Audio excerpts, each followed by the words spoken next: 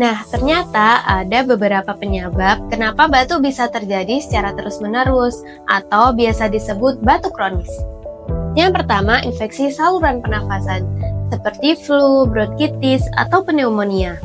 Yang kedua adalah penyakit paru obstruktif kronis atau PPOK.